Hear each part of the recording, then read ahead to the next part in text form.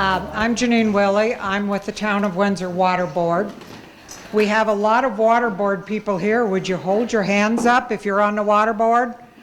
Yes, so we've got a good attendance with the water board. And to be very truthful with you, I'm overwhelmed. I didn't know we were going to have this size of a crowd, and I'm thrilled. We've got all kinds of people here from different organizations, and we really appreciate your interest. Pat is our speaker today, Pat Wells. Northern Water, I'm going to talk a little bit. He gave me this, so I'm going to read it. So everybody hang on. Northern Water was created in 1937 to jointly operate and maintain the federally owned Colorado Big Thompson project with the U.S. Bureau of Reclamation. The CBD project collects water originating west of the Continental Divide for delivery as a supplemental water supply to over 1 million people and 615,000 acres of land in northeast Colorado for agricultural, municipal, domestic, and industrial purposes. This is my own add in here. That's what we refer to in water talk as foreign water. It's not Western, it's not our slope water. In addition to the original CBT infrastructure, Northern Water has worked cooperatively with local water users and municipalities to create water activity enterprises to build additional infrastructure, including the Southern Water Supply Project and the Pleasant Valley Pipeline. The Northern Integrated Supply Project is currently in the design and permitting phase. You know what the Northern Integrated, that's the NIPS project on the other side of Fort Collins. Patrick Wells is an engineer with over 25 years experience in water resources, utilities, and environmental consulting professions. Mr. Wells joined Northern Water in February 2023 as a water strategy specialist, where he currently manages projects and initiatives involving water rights protection, water policy and strategy, regional water collaborations, and preserving water supplies for the benefit of Northern Colorado. Prior to joining Northern, Patrick served as the general manager of water resources and demand management for Colorado Springs Utilities, where he oversaw integrated water resource planning, water rights protection and development, water conservation and reuse, watershed planning, and related activities for the state's second largest municipal water provider. Mr. Wells holds a BS in geological engineering from the Colorado School of Mines and is a registered professional engineer in Colorado. He currently serves as a governor's appointee to the Interbasin Compact Committee that was formed by the Colorado House Bill 1177 in 2005. Okay, I'm going to turn it over to Patrick in just a second. I want to make one more little point here. I've been asked, as a water board member, 1,000 questions about what's happening over at Eastman Park. And no, we're not going to build houses on that. This is another project that Northern is coordinating and providing. And it is part of the NIPS project. We're replacing some of the wetlands that have been displaced or will be displaced by NIPS. So go out there, there's a sign, look at it, you can see what's coming. The garden will stay there. It may be a little smaller, but it'll stay there. And the project will be completed, I think, in 2 years, something along those lines. Okay, Pat, yours. Thank you so much, Janine. It's really a pleasure to be here today to talk about water issues. I've been interested in water my whole life. I actually grew up on the western slope in the Gunnison area, so grew up kind of with that perspective of water is precious, water is life, and kind of everything we did was centered around water. And had the fortunate opportunity to move up to northern Colorado last year, and actually am a town of Windsor resident. So this is where we settled down and where I hope to be for a long, long time. And really looking forward to the conversation today about ways that we can preserve our region's water supply. That's really the focus today. So what we're going to talk about, first we're going to do a little Water 101 and go through some water facts and figures, give you an overview of kind of the landscape of water in Colorado for those of you who don't swim in water day to day. And then we'll talk about the specific issues and concerns that Northern Water has with water leaving the region. We'll talk about why the problem exists, what our specific concerns are, and what the impacts are to the region if the status quo is maintained. And then we'll talk about kind of the current and future trends of maybe where we see this going under a lot of different scenarios for our future that we're thinking about and planning for. And then we'll get into water preservation options. We'll talk about what are the solutions, what challenges do we have as a region in northern Colorado, and maybe we can reflect on town of Windsor specifically and this area. And then, we can talk about what's it going to take to create a new regional water ethic to keep water at the front of our minds, like I think other parts of the state are so effective at, whether it's the West Slope or the San Luis Valley or the Arkansas River Valley. There's a real connection to water, and I hope we can create that same sort of momentum here in northern Colorado. And then we'll go into questions and discussions, and we're really interested in your feedback as we, kind of consider strategies and options for keeping water here local and for applying that water to a multitude of uses, from agriculture to our growing cities and thriving communities to environment and recreation. It's just so central to everything we do here in the state of Colorado. So let's go ahead and jump in to our water facts and figures.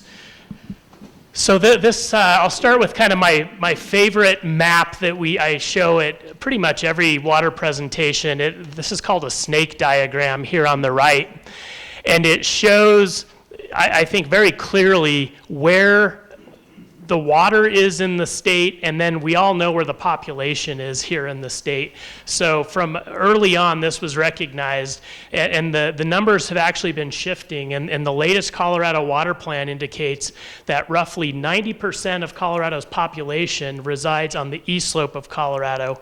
However, 80% of the water originates on the west side of the Continental Divide.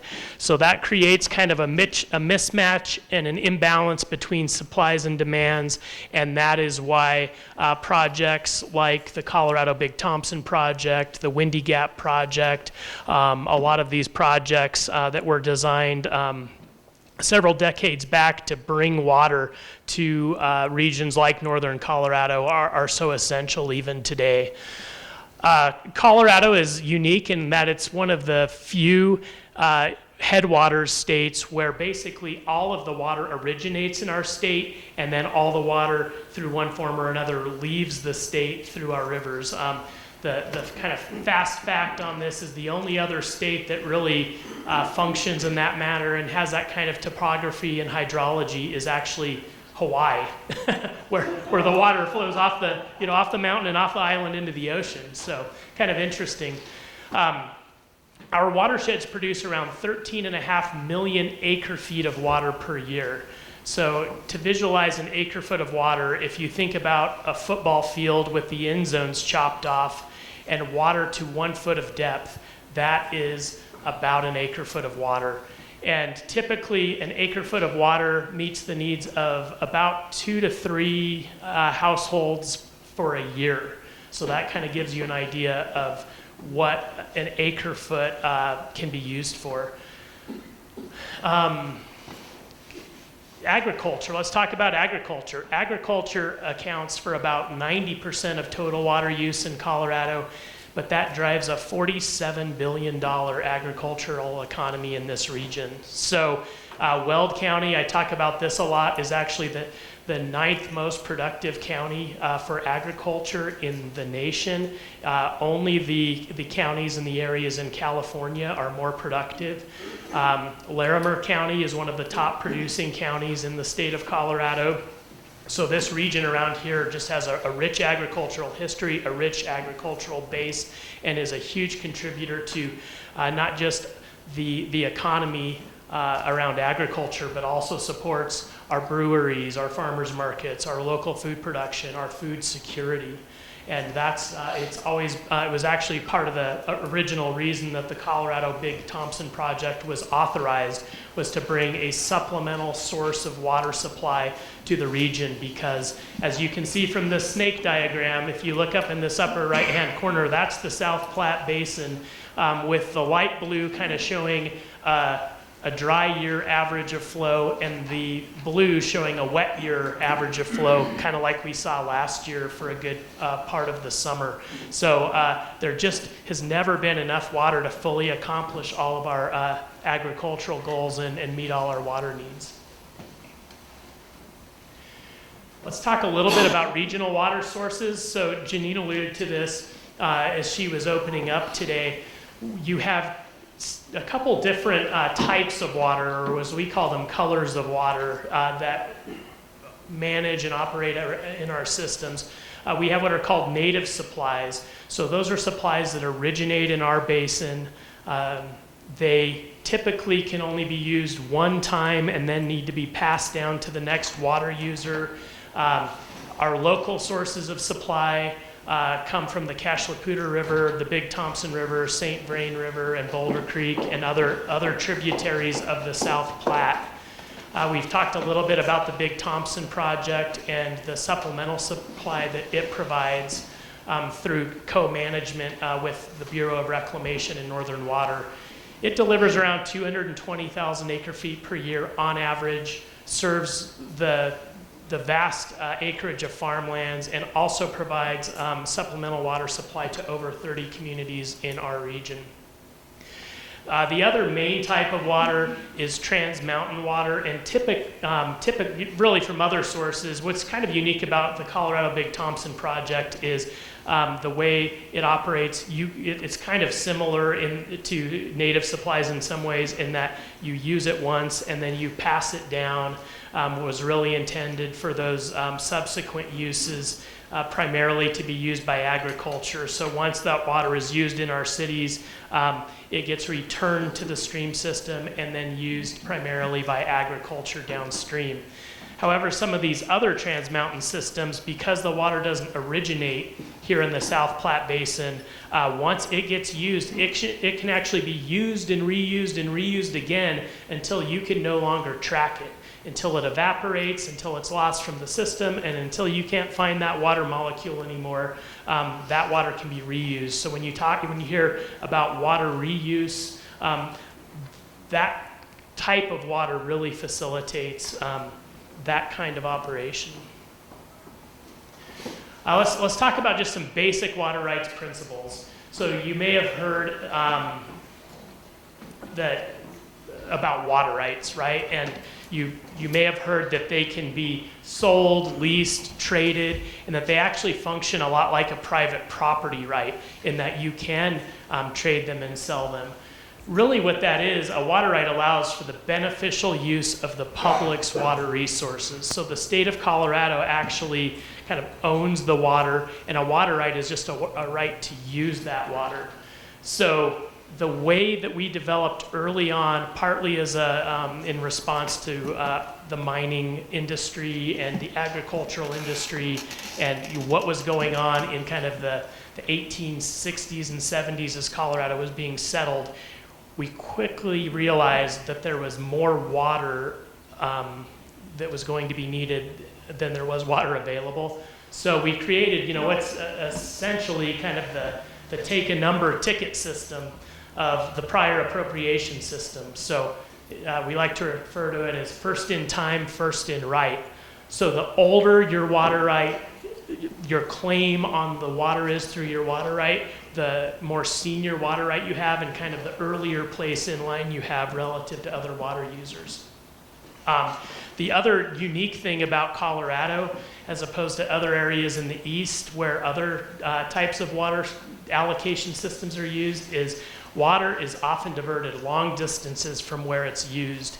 So if you're driving around northern Colorado, you will see farmlands, you'll see fields, you'll see ditches, you'll see laterals. You really don't see that east of, say, Tulsa, Oklahoma, or Topeka, Kansas, or whatever. It's we really have relied on ditches to convey water long distances, and that also ties into our prior appropriation system.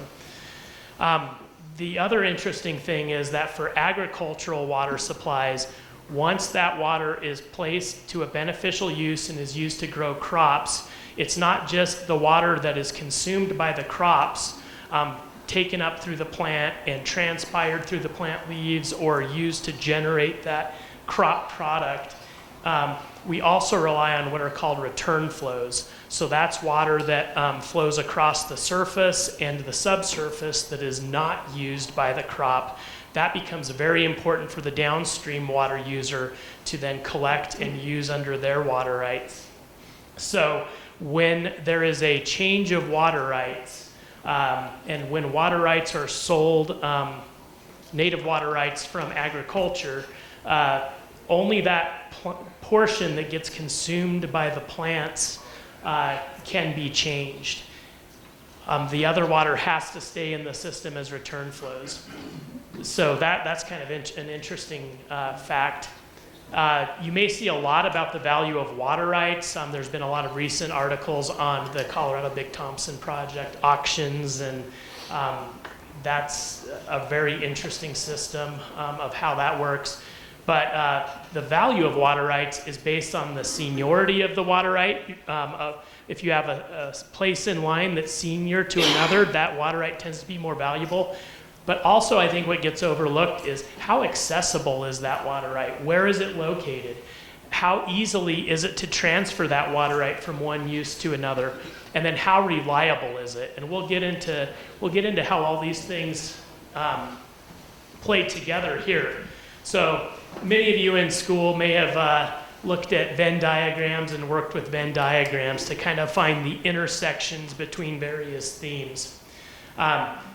When we talk about water supply and the amount that your water system will yield or provide you, that's really not just your water rights. It is the combination of the water rights you have, the infrastructure you have. Do you have the right size and type and rate of pumping and those sort of factors with your infrastructure? And then it's also dependent on the hydrology. So you could have a very senior water right, you could have billions of dollars of infrastructure, but if there's not enough water in the stream, it's not going to do you much good, right? So we talk about kind of the legal and physical availability of water really defines how much water you generate through this intersection.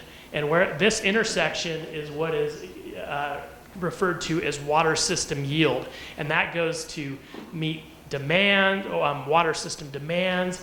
It goes to storage to manage your risk and carry water over year to year and to provide recreational opportunities. It can be used for a lot of things. And as communities grow, you're always trying to manage your demands through your conservation programs and keep your demands as small and reasonable as possible. But you're also, over time, needing to do things to kind of expand your bubble, right? Your water rights, your infrastructure.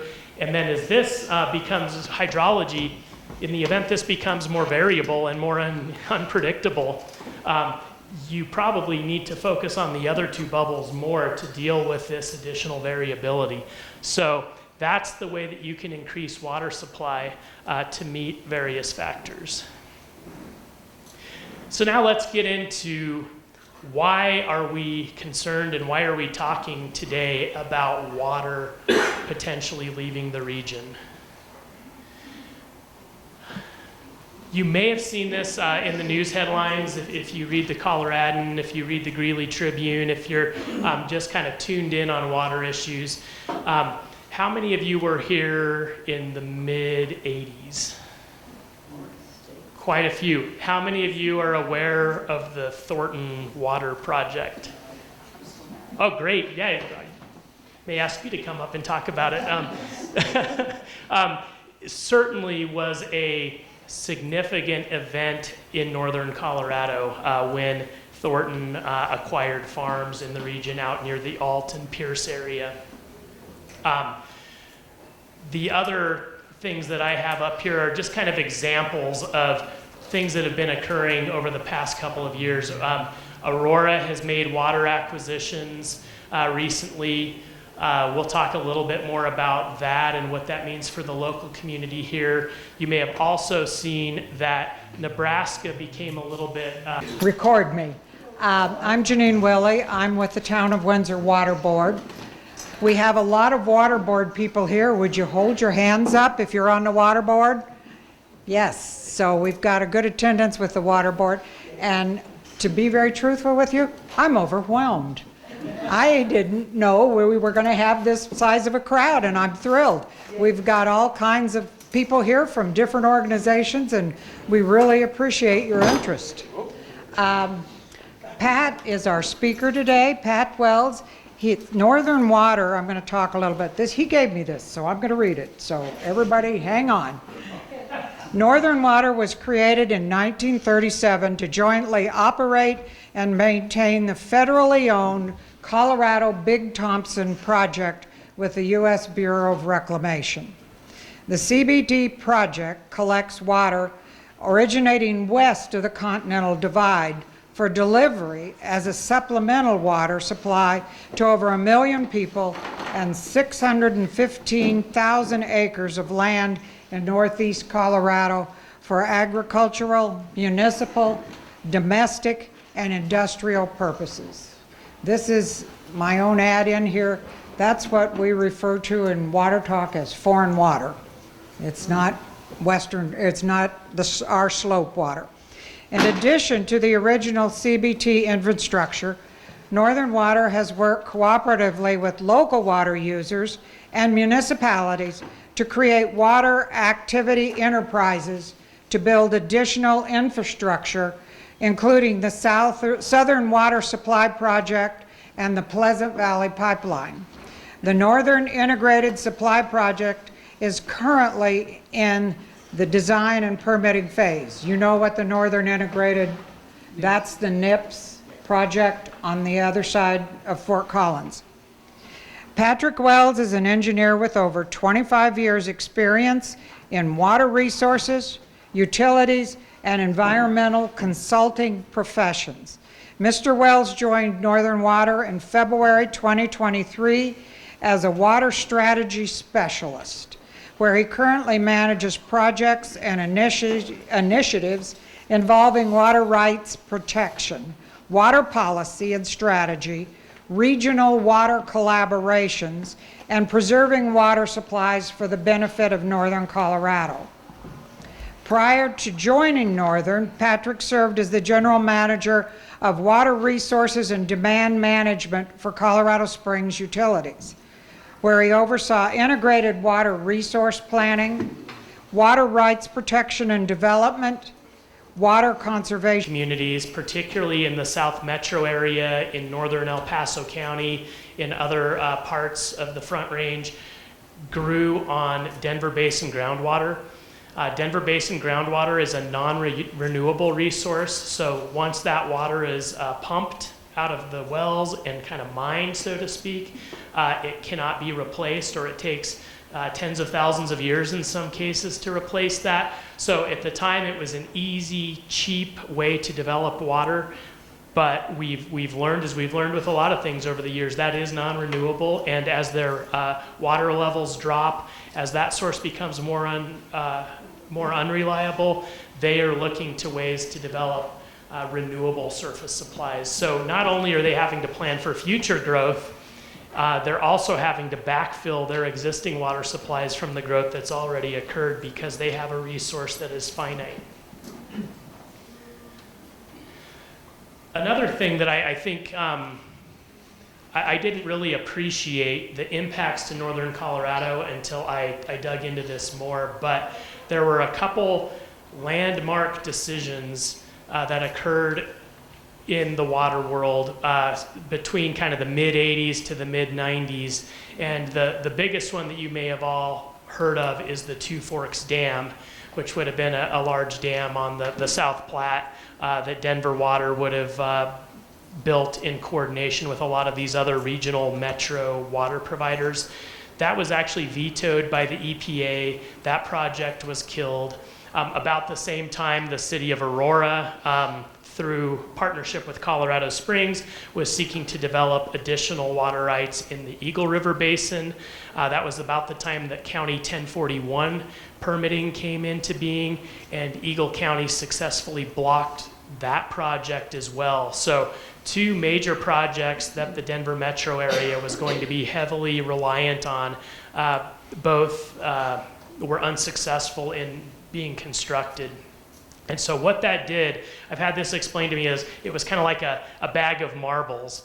And during that time, when those projects were denied, it was like the bag of marbles that were where all these water providers were going to be served by these big projects kind of fell on the ground, and everyone scattered and everyone went their own way to develop their own supplies. And so that led to projects like the Thornton project, like where Aurora started developing and seeking agricultural water rights in the Arkansas and South Platte basins. It led to a kind of a fundamental shift away from these big, massive dam and water supply projects.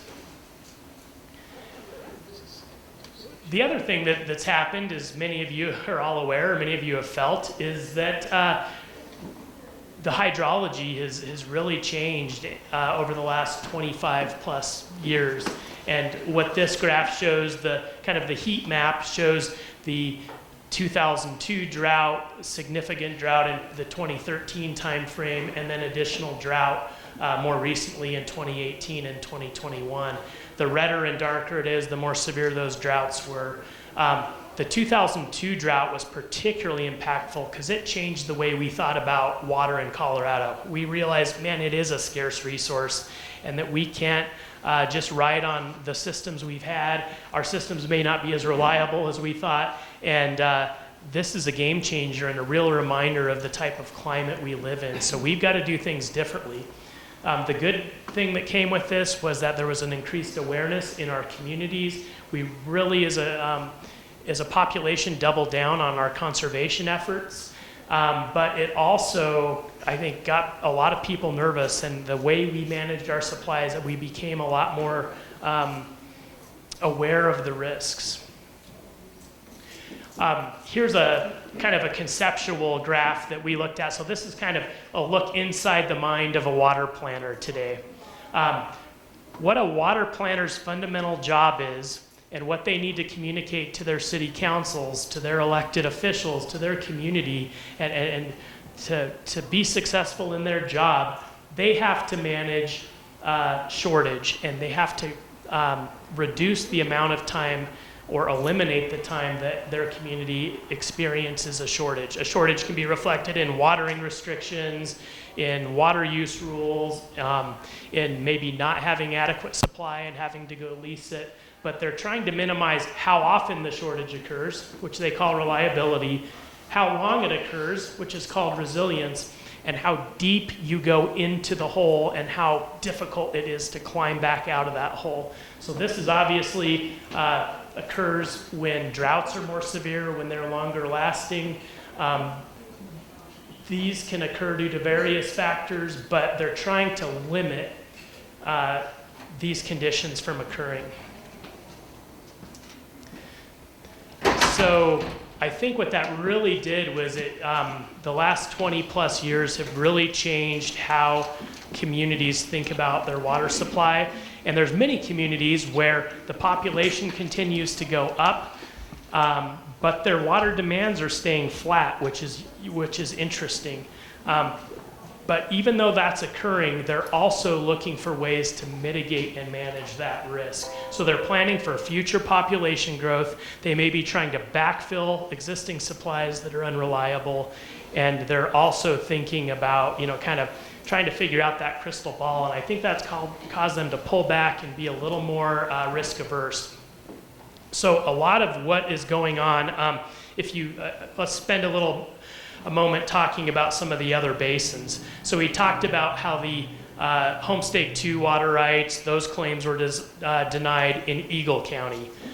You may have heard that there are proposals to export water from the San Luis Valley to the Denver metro area. And the San Luis Valley is just adamant that no water should leave that region. The Arkansas Valley has experienced similar issues. I don't know if you've ever heard of Crowley County, but there was a large water transfer that occurred after the sugar beet industry crashed in the 70s and 80s in that region, and that water went to Aurora, Colorado Springs, Pueblo, and the major metro areas in the Arkansas and the South Platte.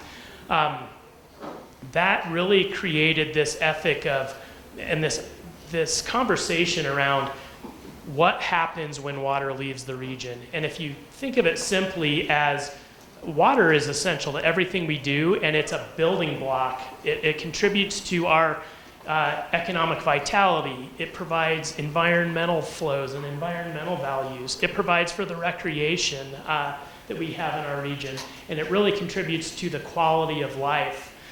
And I know that over the years, I've participated in economic development discussions, and the first thing that a data center or a business that's looking to relocate to Colorado asks is, tell me about your water supply. How clean is it? How reliable is it? What are your plans for the next 20, 30, 50 years? So they're thinking about it just like we should be, as the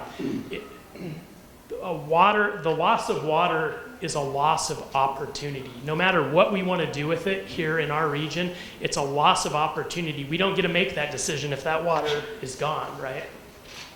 So the other factor and the other concern that we really take seriously is the need to maintain a critical mass of land and water resources to support agriculture. So agriculture is based on these feedback loops, and if you don't have enough water for your land and for your fields, you may shrink your operation. That results in buying less diesel, not needing as much equipment, not needing as much fertilizer and seed. That reverberates through the economy. And it really has some negative feedback loops that ultimately affect the ag implement stores, the ag infrastructure, the transportation.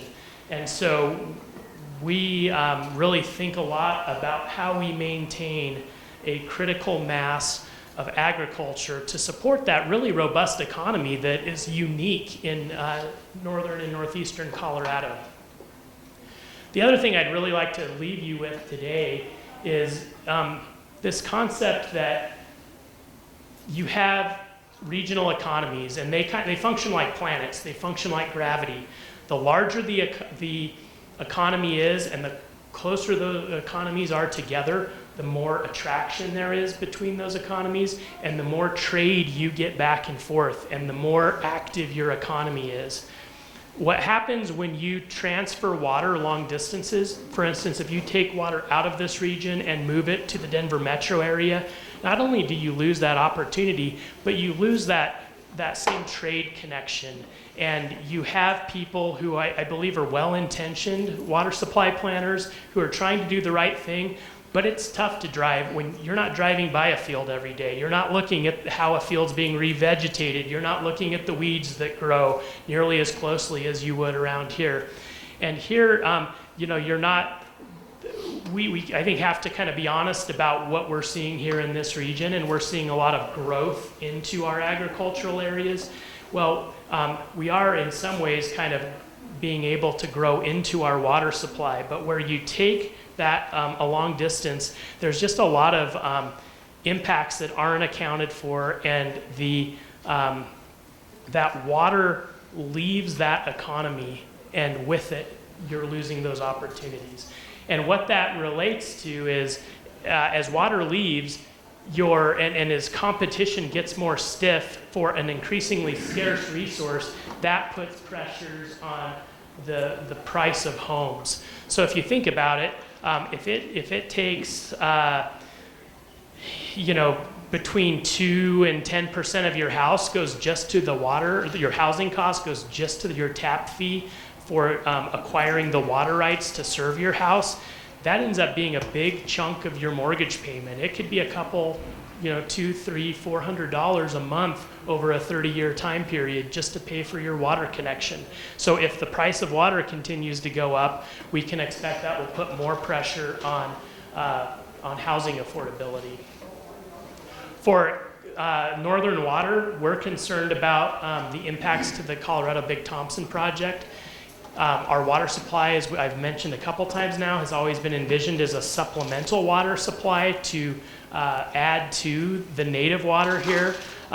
That creates challenges in our relationship with the Bureau of Reclamation, with our repayment contract with them, and with the original intent of the project. So as more water leaves, we have to always make sure that CBT water is a supplemental supply, not a primary supply.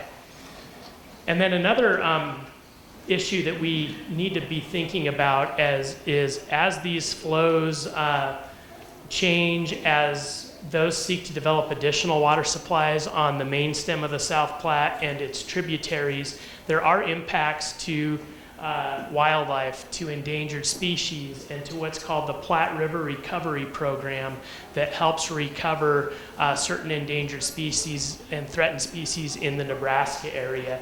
And without the certainty around that program, it becomes very difficult to develop additional water supply projects. That project is critical not only for the projects we have in place today, but future projects like the town of Windsor will rely on, such as NISP. So we need to make sure that that program continues to function properly, and that the goals of recovering endangered species are not impacted by those who seek to develop water. We talked a little bit about agriculture. I won't spend too much time on this, but you can see the blue counties are the most productive counties in Colorado. And you can see the ranking. We talked about Weld County, Logan County, Morgan County. Those areas east of here are real heavy hitters when it comes to ag. And you can see, I've heard a lot of talk in conversations about, Larimer County, is ag just gonna disappear and go away, and what do we do? Can we put the toothpaste back in the tube in preserving ag? And I can tell you, I was shocked because, where I grew up, ag was king, and that was what drove our economy in Gunnison County. Well, it only provides $24 million a year into that economy. You look at Larimer County, and it is, $150+ million of ag economy that we're supporting here. So I think this map makes a good case about the importance of ag. Real quick, this just shows the trends in irrigated agriculture as we urbanize, as ag becomes more challenging, as we deal with climate uncertainties. You can see the reduction in ag and the change in irrigated acreage from 1987 to present. And let's kind of walk through what does this look like on the ground. So the pink area is their irrigated lands as of, we're kind of going to start looking back to how things looked in 1987, and then we're going to move to 2020.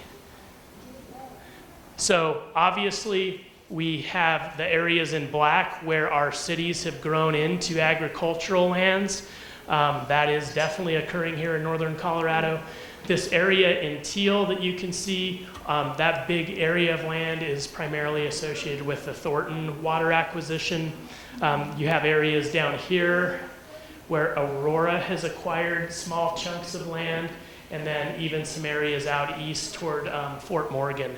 So you can see that those are, eventually water will leave the region there, and then we'll have water that gets moved into municipal supply portfolios that was associated with ag.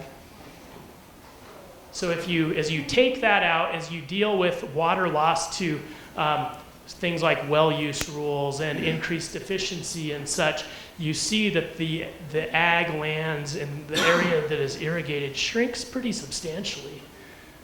And kind of what we're looking at today versus 1987, this is really what's remaining. And so someone we work with who works on conservation easements for agricultural lands, I like what she says. We now manage watershed lands and forests on kind of a landscape scale across thousands or even millions of acres. You can kind of see where the ag centers are in our region, right in our backyard, that are important to maintain our quality of life, our rural character, important buffers between cities, and just all the benefits that agriculture provides. So now let's talk about what was a recent acquisition just here in our backyard. And when I moved to Windsor and got to start talking with my neighbors, as I got to talk with the water geeks that I associate with, this came up multiple times, and I think it's an interesting case study. Aurora, back in 2020, acquired shares of the Whitney Ditch for a cost of $26.8 million. And this water was previously associated with the Great Western Industrial Park, kind of out by Future Legends and the old Kodak facilities and such. Some of that land is still irrigated. Some of that land has been developed. And because of the way the water rights function here, it was actually pretty easy to take off the land. It was easier than other water to transfer, which is kind of why they were able to and willing to pay such a high price to it. But that water previously irrigated about 1,100 acres in that area. That's going to result in about over 1,600 acre feet per year of consumptive use water. So if you think about how many houses that would serve, maybe 3,000, 4,000, 5,000 houses in our area had we been able to keep that within our region. And so this is kind of the thing that happens that we need to be aware of. The Denver metro communities, they have a big user base. They are able to fund large capital projects. They are able to develop what I call water rights, war chests, to acquire water. And water rights acquisitions are very opportunistic in nature. They tend to happen when folks develop relationships, when they're under stress, when they're looking to maybe retire or change what they're doing. And they'll, their first instinct may be, boy, I saw that nice young man or woman from Aurora, and I need to make a decision, and I'm going to make them my first phone call. And so you have to capitalize on these windows of opportunity as they occur, and you have to be able to make an offer. You have to be able to develop the relationships, and you have to become someone who is on people's minds when they decide to sell, if they decide to sell. Or you have to be able to use other tools like conservation easements that tie the water to the land permanently, and kind of develop water in non-traditional ways that we'll talk about. So anyway, I just thought this was worth mentioning because it was something that occurred here in our backyard. So what do we do? This is a big issue, and it's tough to get your mind around. What you can do as an individual, what we can do as a region, how we create a new paradigm for how we look at water. Whenever I get kind of stressed out and worried about things, or I get a new job assignment, I look at the words, and I think words mean things. And I looked at the word preserve, and what does preserve mean? And according to two definitions, to keep alive or in existence, to make lasting, to keep safe from harm or injury, to protect or spare. And then preservation is the act or process of preserving. And I like this, of keeping something valued alive, intact, or free from damage or decay. So how do we do that here in this region? I think we value water. I think we value what comes with water and what water does for us and how it works for us. But how do we keep that so we can maintain those opportunities? And really, how does it tie into our region? This is based on a poll we took at our fall water symposium last fall about why is Northern Colorado such a great place to live? And you see, the weather, the climate, the opportunities for recreation, the agriculture, the sense of community. You can read all those and get a feel for what people value here. And I would argue that to some extent, everything is related to water, even the weather and climate, because the reality is all those sunny days mean there's not always water falling, and there's not always as much water as we'd like to see in our streams. So this starts to paint a picture of what's worth preserving and what people enjoy. So then we asked a specific question.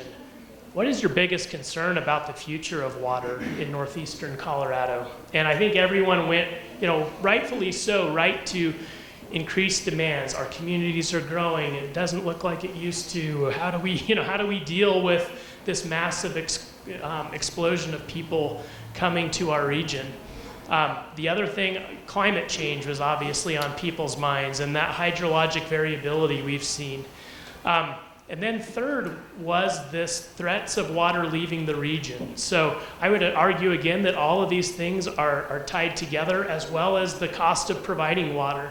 So while it's not top of mind for everyone, it is, I think, a valid consideration, but it really becomes challenging to decouple the growth we're experiencing and the growth that Denver metro area is experiencing. And I think when we look east of Greeley and you talk to someone that lives out there, they say, I really don't separate Fort Collins or Greeley from the Denver metro area. It's all the big Front Range. And I think that's part of our challenge here, is to communicate how that is different and how our economies are linked, and how that gravitational attraction is more than they would receive with the Denver metro area. So we've gone out and talked to a lot of people. We've presented this on numerous occasions, very similar presentations. And here's what I think identified through what I've heard. There are a lot of different interests and perspectives in northern Colorado. There historically hasn't been that one bad guy to fight other than, let's say, Thornton. So we all tend to be very individual thinkers. We all tend to be busy people, and it's tough to kind of coalesce around a specific theme sometimes.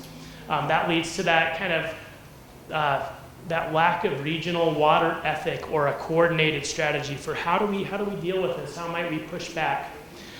The other thing with water rights is these transactions occur between a willing buyer and a willing seller, and we're very careful not to interfere with that, because that water does have value to people. That does, there are financial implications associated with whether they sell that water or not. So we're very careful not to interfere with that free market transaction, while still asking folks and getting them to think about, what does that mean for your neighbor? What does that mean for your community, whether it's an Eaton or a Pierce or an Alt or a Windsor?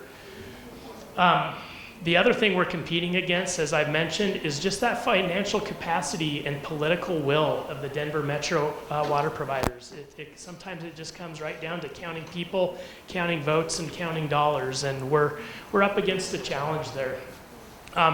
The other thing that I've mentioned a couple times is just as other basins and other regions are more and more effective at blocking water projects, it's kind of like taking a a balloon or a squeeze ball, and you squeeze that balloon in one area and it pops out in another area, right? And I guess I would contend that the squeeze that's being applied is putting more and more pressure on the South Platte region and our tributaries as kind of, if this is the easy button place to develop supplies, other communities are going to find that easy button and they're going to push it all day long.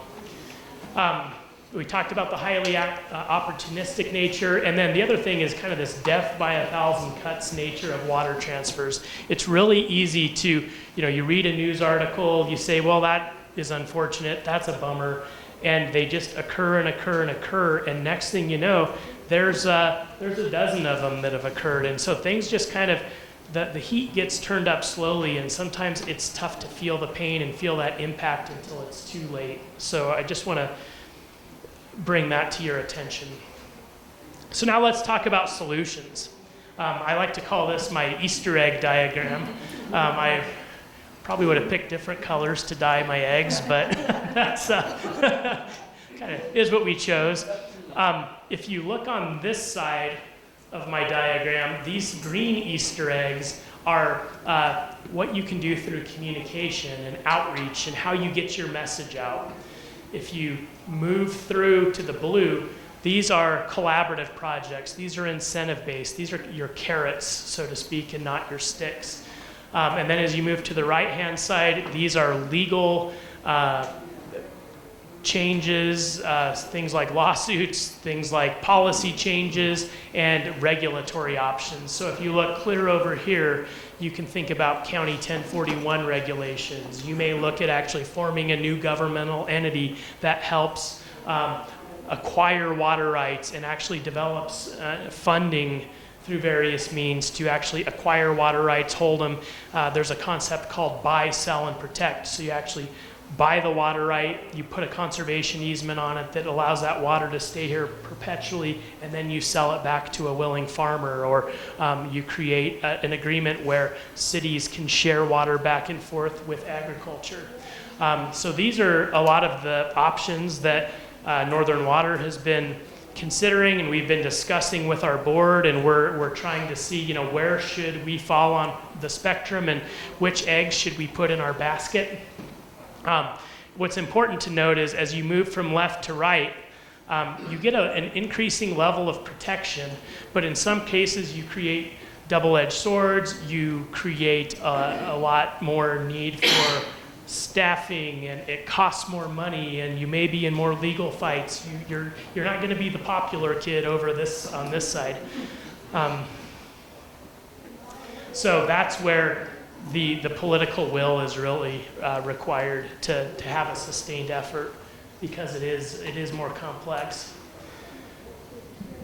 So we talked about this a little bit, a few examples. Here are just looking at websites. These are things that I saw. You can actually see the San Luis Valley with their campaign to prevent exports. Hashtag stop water export. It's all over their Twitter. It's all over, you drive down to the San Luis Valley and they're checking your license plates to see where you're from, right? The River District, they actually have a lot of collateral and material that says, we're your West Slope water watchdog. We're gonna watch everything that happens. We're gonna make sure that this water stays in your area for your purposes. We talked about conservation easements and the value of locking and tying the water to the land. The reason I put a piggy bank on there is, this idea of dedicated water acquisition funding and having kind of that water in the bank, or that money in the bank, so when you start talking to folks, it's like, ooh, yeah, we can strike while the iron's hot. That's an option. And then one option that I really like, and this was something that over the years I had actually helped kind of worked on implementing, was what was called preservation principles. So this would not be a red Easter egg. This would be in kind of the green to blue level of Easter eggs. But it's really just defining goals and principles for the region and how water supplies gets developed. It's like, what's important to us? What do we seek to preserve? And anyone that's coming down here to develop water supply, including those that are within our area, like, what do we value and what do we like to see? So it's things like, hey, we're going to support reasonable efforts to maintain our economy.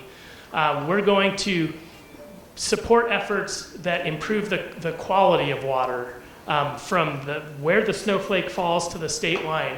We're going to support things that are reasonable for maintaining water and keeping it from leaving. And if it does leave, we're going to ask for mitigation. We're going to ask for our economy to stay whole, for our environment to stay whole. We're going to ask that you don't just get a free pass of taking the water and leaving. You have to make sure that we're not adversely impacted. Things like that. So these are examples that we've been studying over the past 6 months or so, and this kind of helps inform what others are doing, as well as like what sort of portfolio do we want to develop as a region and talk with folks about for preserving our resources. So let's wrap it up here with like, what can we do? What can you do as an individual? What can you do as a community in the town of Windsor? And what can we do as a region? And obviously, I think that starts with setting a good example. Using water wisely, stretching that water droplet as far as you can, whether it is participating in a conservation rebate program, getting a smart controller, getting an irrigation consultation to make sure your irrigation system isn't leaking. Just demonstrating that we're using water effectively, because this is going to be the first question we ask others when they come to develop water supply is, what are you doing to conserve every drop and to reuse that water so you need less water long term from our area? I really think it's important that we have community conversations about how we develop, talk about, and live this new regional water ethic. How do we, or do we even want to become a little more like these other areas of communicating the value of the water staying here and what the opportunities mean to us? I also think we need to take a big picture, long view of this. Some of this isn't going to happen overnight. A lot of this needs to factor into our budgets, our integrated water resource planning, our community events and such. But we also have to realize that this water can be gone tomorrow, and that there are probably people planning with kind of an eye on some of our regional resources. The other thing I would encourage you all is to become involved in critical water conversations, whether it's reading news clippings, whether it's following Northern Water's news blast, whether it is participating in the basin roundtables, which are monthly meetings that occur down in the Firestone area where we talk about water issues. And then obviously the support for our regional water projects, what we're doing here, the work that the town of Windsor is doing and their participation in projects like NISP helps reduce, helps meet demands, helps secure our water future, and maybe takes projects like that kind of designed to accommodate, what happens in our region and take the pressure off agriculture. And then it's just important to know that adequate resources and that political will are just essential for us to stay competitive as a region, and that's certainly, I think, what the Denver metro area has plenty of, and just something we need to kind of, you hate to talk about keeping up with the Joneses or getting out your measuring stick and measuring, but it's something I think is important. So I guess I'll end my talk, and we can spend some time. I'd love to hear from you all about just concepts like, why is this such a special place to live? I think I have my ideas, and I'm sure you do too. And do we have any shared community values around water? What elicits that emotional response? What gets you excited about water? What does water mean to you? What happens if that water is no longer there? What happens if it goes away? And then what are those tools and strategies we can use to protect the water? Are there ways we can incentivize? We talk a lot about the stick. but is there a carrot we can offer through partnerships, through collaboration, through working together to achieve win-win solutions where our values aren't always in conflict and our plans aren't always in conflict? And then how will this competition affect water affordability, as we've talked about a lot? And I think the ultimate, kind of boil this down to a simple question, and this applies not just on the water side, I believe it applies on the land use side, it applies in the recreational and environmental space. It's just as simple as like, what do we want our region to look like in 50 years? And I think that's just a real easy way to break it down and talk about it. So with that, I will leave it there and we can have some conversations, be happy to answer questions, and we'll go from there.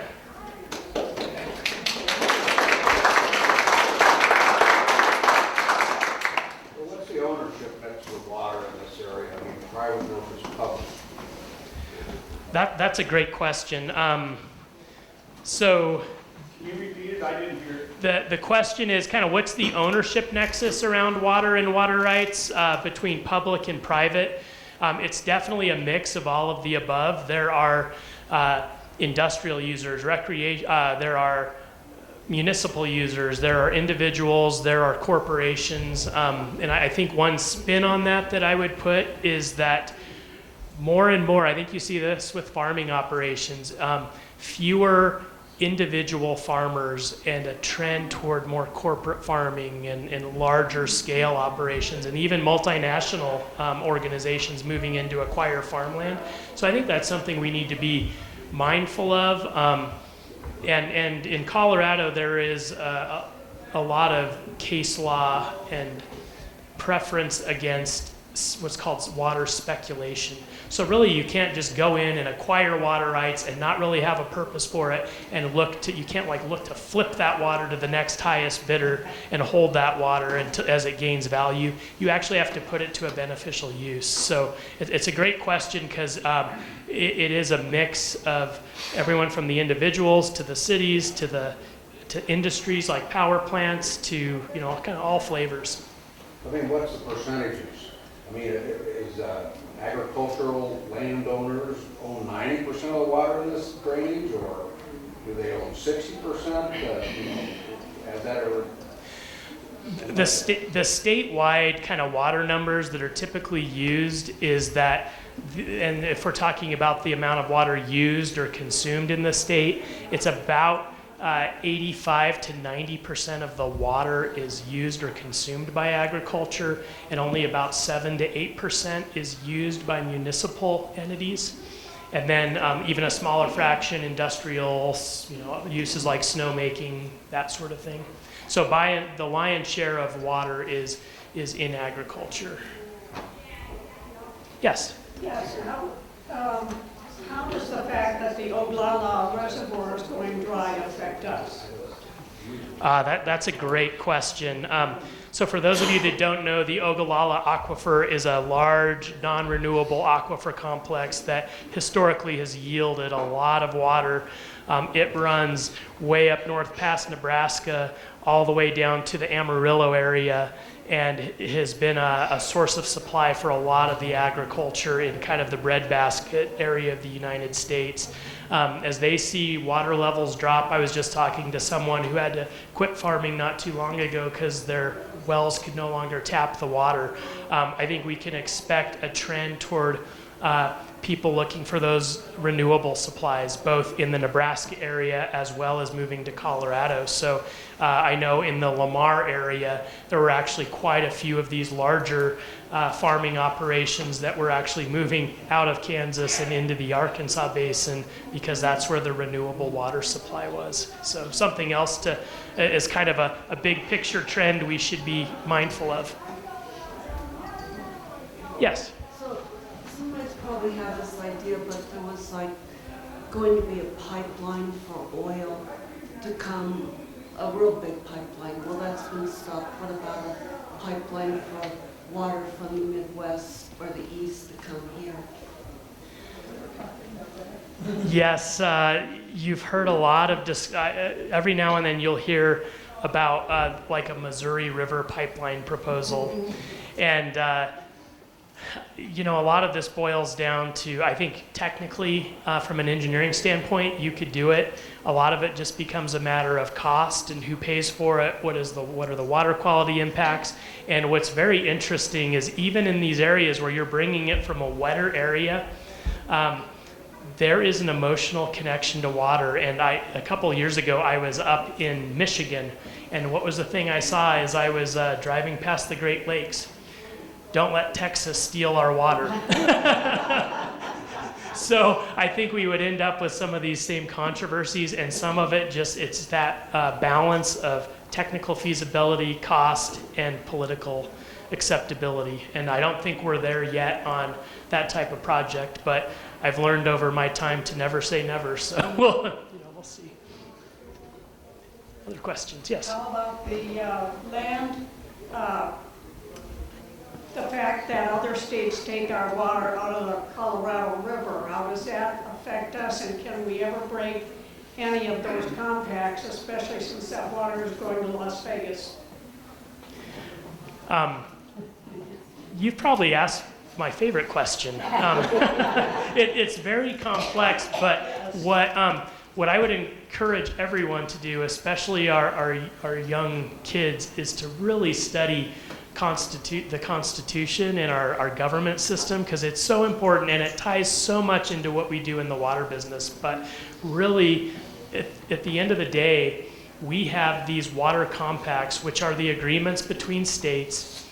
They're ratified by Congress, and they tend to go back a long time. And so actually, a gentleman named Delph Carpenter, who is from this region, was our lead negotiator on the Colorado River Compact, I believe on the South Platte Compact. And at one point, he got spooked about this because of water disagreements around the Laramie River and what was Colorado's entitlement relative to Wyoming's entitlement. And he saw that at that time, we were just growing a little bit of hay here in Colorado. We were, had a really small population, but California was growing like crazy. And he said, if we don't negotiate an agreement of how water's allocated between the states, we're going to get run over, and we're not going to have any water as areas like Arizona, Nevada, California continue to grow. So when you hear talk about the Colorado River Compacts, it's important to know we got, in my opinion, a pretty good deal out of that compact, and that anytime you try to change that, it creates big winners and losers, and I'm not sure Colorado ends up on the winning end of that. So that's why it's important that we look for ways to manage the system. We support our state of Colorado as we're doing, as we're involved in those compact negotiations, and we realize the value of that water we bring in from the Colorado River Basin to the Front Range, because without that water, we import about 500,000 acre-feet of water from the west slope to the east slope that supports everything from Pueblo to Wellington. So we need to have a little bit of empathy when we're talking about this. Some of the water doesn't even make it down to the even ocean anymore. And if you take a look at the Dene, the Navajo Nation, they're still using outhouses. They don't even have running water. The states themselves have actually come together to ensure that they hoard the water. So Colorado being the head water state, which we are, look at our mountains, we need to have some empathy. We have to understand that there's other people, and that river was there before we were even thought of. So I think when we talk about balancing, it seems like a lot of your conversation dealt with economics.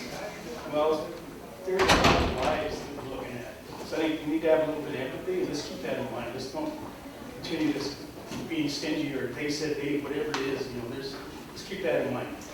that great comment. The comment was about the importance of having empathy, the importance for understanding the needs and values of others in the region. I think you raise a really great point, particularly in these Colorado River discussions about the needs of tribes.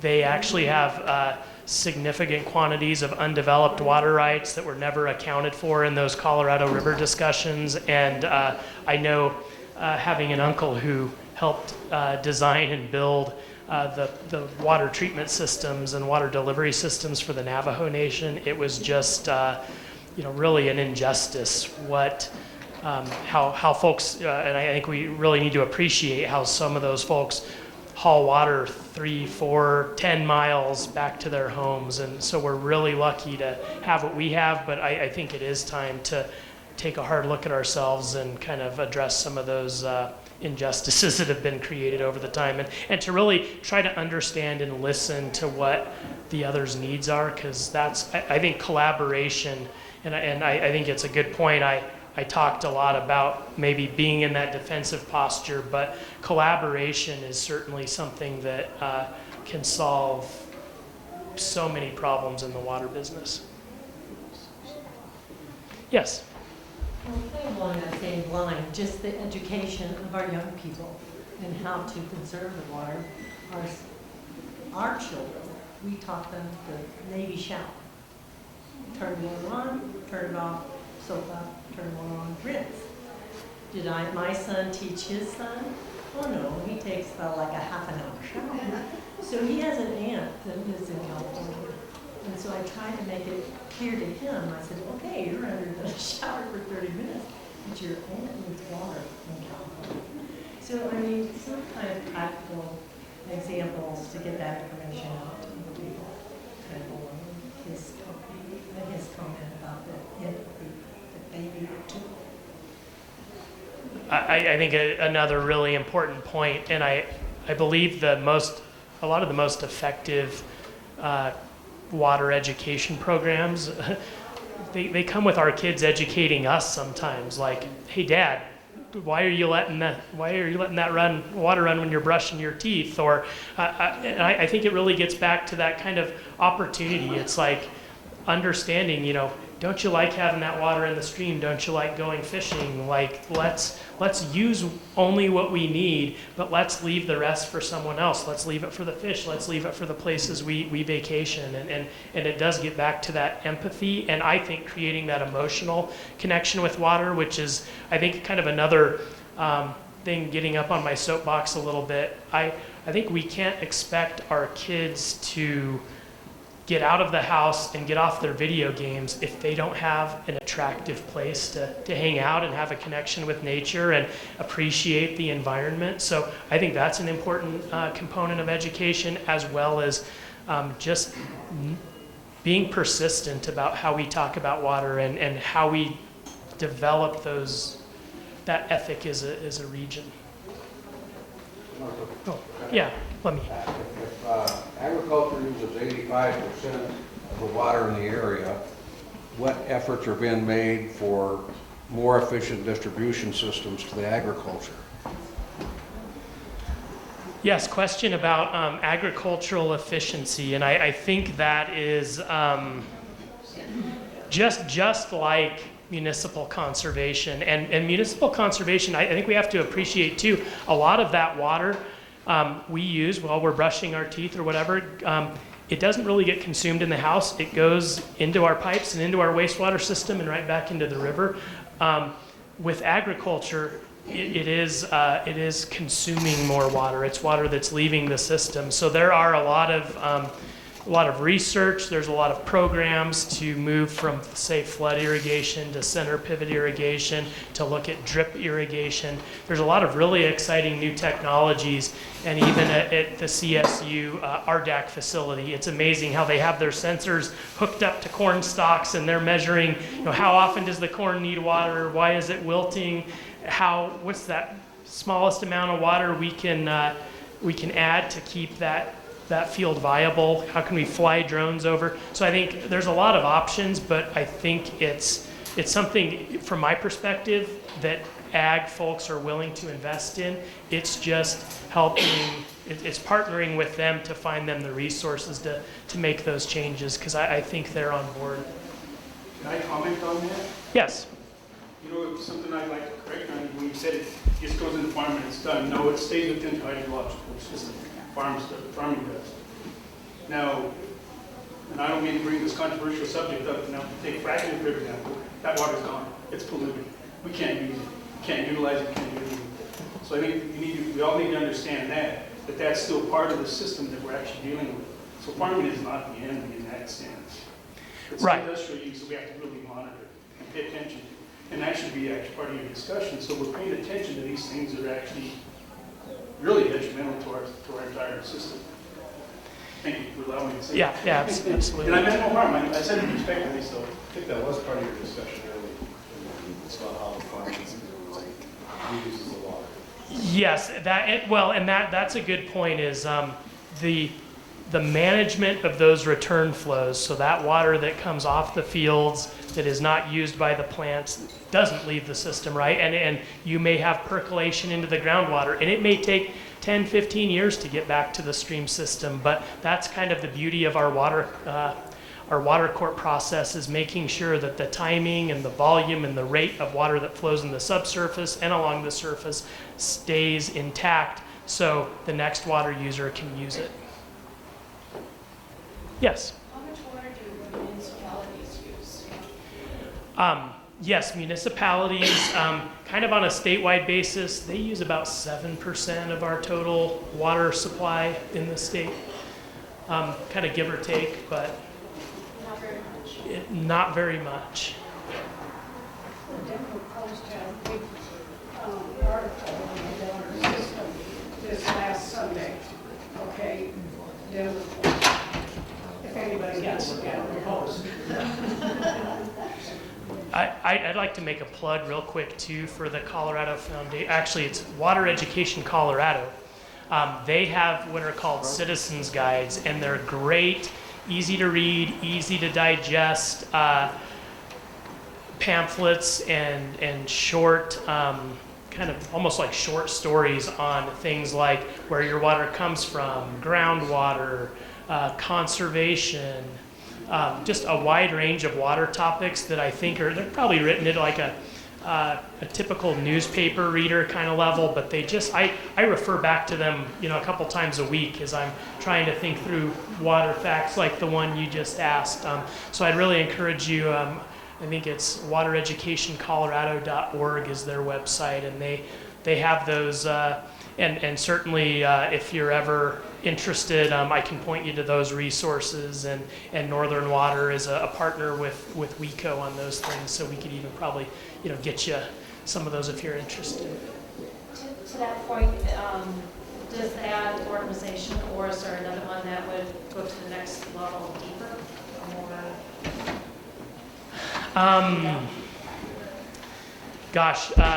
That's certainly where Northern Water tries to fill that space. Your local water utility can serve some of that function, as well as some of these agricultural networks.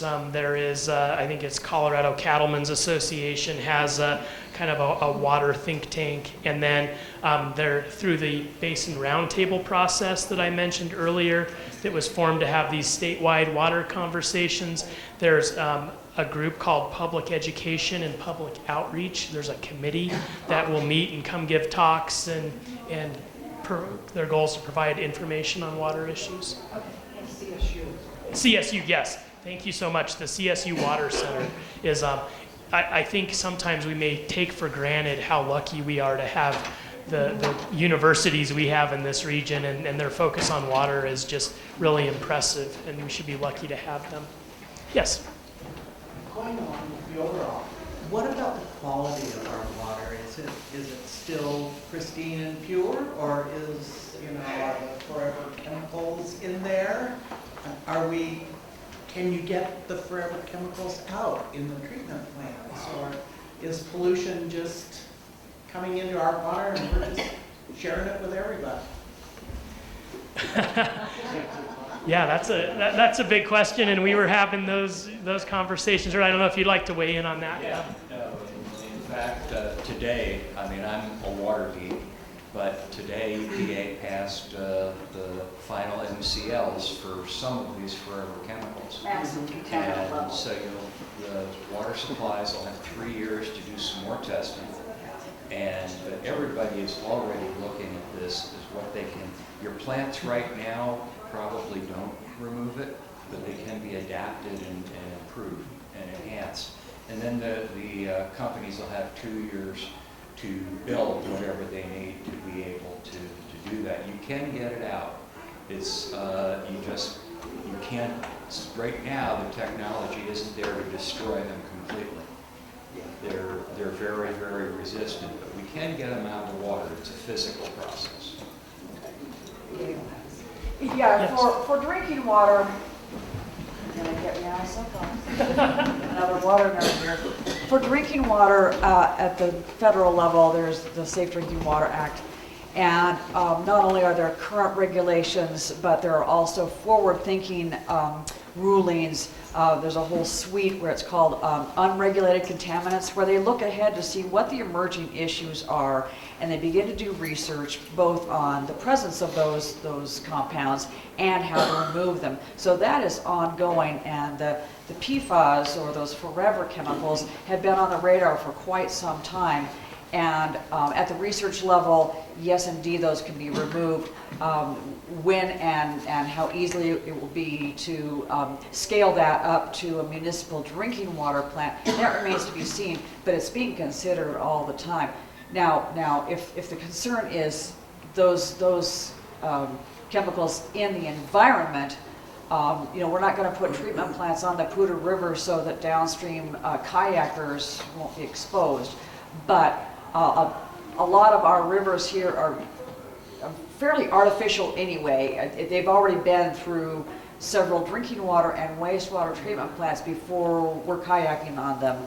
But it's definitely under consideration, and it's a continual process to identify and treat those. Thank you for that question. What other thoughts or questions or wrap up might we have? Yes. Patrick, can you talk just a little bit about NISP? Because Janine introduced the topic and she didn't say what NISP was. NISP, yes. NISP is the Northern Integrated Supply Project. It will help meet the needs of multiple communities, including the town of Windsor. I believe Windsor is 11%, I think. 11%, which is about 3,300 acre feet. Am I getting that right? So yes, it will. It's again in the design and permitting phase. Those of you may have heard of Glade Reservoir, which is where Highway 287 kind of goes through the Hogback and up toward Laramie. There will be a large reservoir there, and then there will be another reservoir out near Gailton that will kind of operate in coordination to provide local water from the Poudre River watershed to the NISP participants. Janine earlier mentioned that, obviously through your permitting process, you have mitigation for things like wetlands. The Eastman Park area is an area where that mitigation plan is occurring, so it will actually result in kind of another nice amenity and constructed wetlands in that area, in the Eastman Park area. And right now, we're just kind of working through what I would consider to be kind of what's typical of the permitting process, and obviously some political opposition to that, some lawsuits that have been filed around that are kind of ongoing, and we're waiting for those to play out, and hope to, it's kind of, in my experience with water projects, kind of right where you expect to be at this phase of the permitting process. So, yes. Would you also mention Chimney Park, or Chimney Hollow, just for people that, you can see a dam in progress, is what's interesting about Chimney Hollow. Yes, Chimney Hollow Reservoir is, it'll be, I believe, 90,000 acre feet reservoir, again, kind of in the Hogback. If you've all been to Carter Lake, it's actually just up the hill from Carter Lake. It is a project of the Northern Water Municipal Subdistrict, which will help provide more reliable supplies to the Windy Gap project participants. And my kid's favorite thing now, actually, from up here on off of Horizon Ridge Drive in Belmont Ridge, where we kind of in the area where we live, they actually watch and wait for the blasting to occur. At first, they're like, Dad, I think that's a forest fire, and what's going on? I'm like, no, we're building a reservoir up there. That's what Daddy does. He doesn't just go to meetings. So it's a really, really neat project. There will be recreational access around that lake. It provides a more reliable supply for those Windy Gap participants, and it's just kind of one of those regional projects that I'm certainly proud of. And we actually have, we're kind of in tour season at Northern Water, so you can actually go on our website if you're interested and get a tour of that facility, and it's worth every minute of it. So, Thank you, Pat. thank you. Before we abandon Fort here, I want to take a minute and introduce Kevin Hartley. Kevin is our Windsor Water Auditor. If you want to know what your efficiency is, make an appointment with Kevin. He'll come out to your house, do the inside or the outside or both, and help you more efficiently use water. So that's the program. There are also brochures up here about Windsor's water efficiency program, the stormwater protection, what runs off the street, how we have to protect that water going back to the river. There is Northern Waters Conservation Gardens. They're open during the week, I think, all week, like an 8 to 5 kind of thing. Go take a look. You can see what lawn looks like with 2 waterings or 3 waterings or no waterings, but it will give you information to decide how you want to proceed. We've also got the capital improvement plan for Windsor.